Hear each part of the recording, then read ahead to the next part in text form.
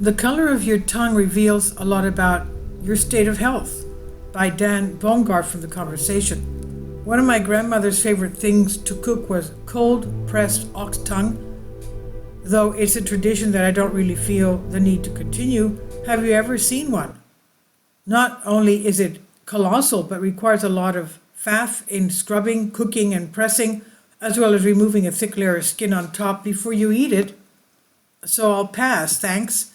Tongues, whether ox or human, are chiefly comprised of muscle, some of which controls its shape and others its movement. They're covered in specialized membranes containing many different small bumps or papillae. A link to our taste buds. These sense the tastes and textures of our food, but the tongue does more than taste and help us swallow what is in our mouth. Its appearance can also share important information about our general health. Technicolor tongues. Tongues can turn a surprising range of colors. Take red tongues, for instance. A bright red, inflamed, and swollen tongue is sometimes referred to as a strawberry tongue. The papillae become inflamed to look like the pips on the surface, and it can begin with a white coating, making it look like a slightly unripe strawberry. The coating then sheds, leaving the tongue appearing bright red.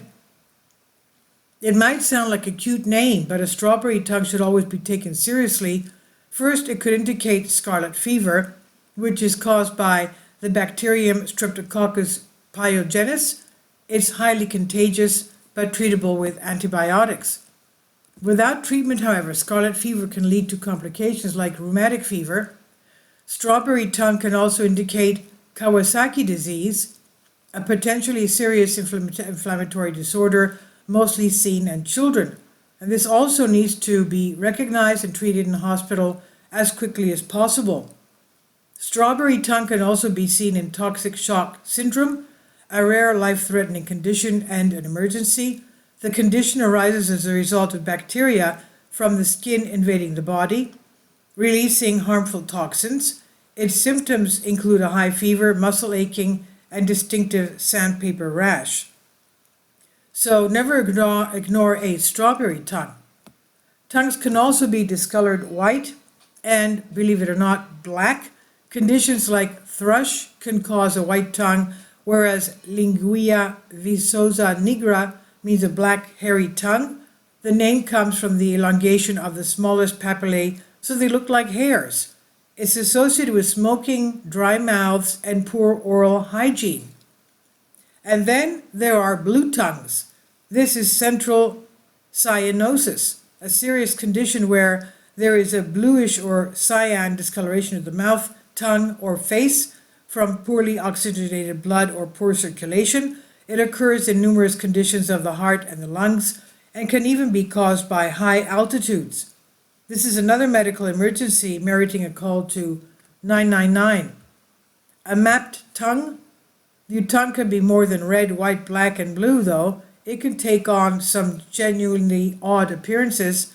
One example is geographic tongue, where the top of the tongue turns from roughened papillae into patches of smooth red tissue.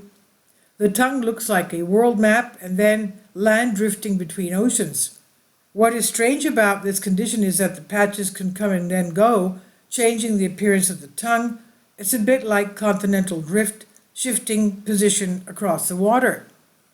There are usually few symptoms associated with geographic tongue, although some patients may complain of irritation on the surface of the tongue or sometimes a burning sensation. The condition is entirely benign and more common than you might think. It's estimated to affect 1 to 3% of the population. Spotting geographic tongue might lead to the diagnosis of other associated disorders too. Some links are stronger than others, but psoriasis, allergic diseases, asthma, and diabetes have been connected to it. Tongue myth busting. There are some things that your tongue cannot tell you, or some claims that are yet to be backed up with convincing science. Take cracks or fissures in the top of the tongue, for instance. Most of us will notice that one or two cracks in our own tongues. There's usually one that goes straight down the center. This appears to be just a normal variant. However, there are people who have deeper and more numerous cracks This is sometimes called visual tongue and appears to have something in common with geographic tongue. Claims have been made that cracks have other associations with deficiencies of vitamins and iron, for instance, as well as dry mouth or xerostomia, and smoking, to name but a few.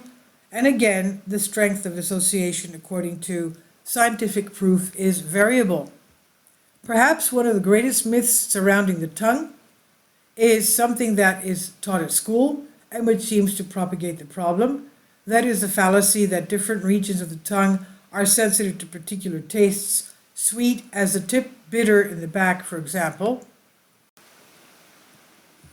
This is codswallop, for most papillae have taste buds except the very tiny filiform type, so all taste can be perceived in all areas of the tongue.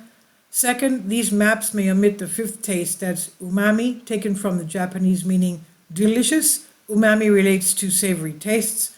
Think Parmesan cheese, cooked meat, and tomatoes.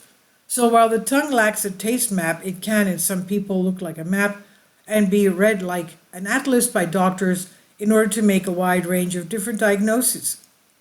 And this is from the conversation here under Creative Commons by Dan Bogart, Senior Lecturer, School of Psychology, Pharmacology, and Neuroscience, University of Bristol, on Science Alert. Please leave your comments. Thank you for your support. Finally, support my Patreon account. The daily posts are 5 videos daily, and they are totally different from what I have on my YouTube channel. Thank you so much for your support and that you find all my content so interesting. You'll find the Patreon account details in the description box below.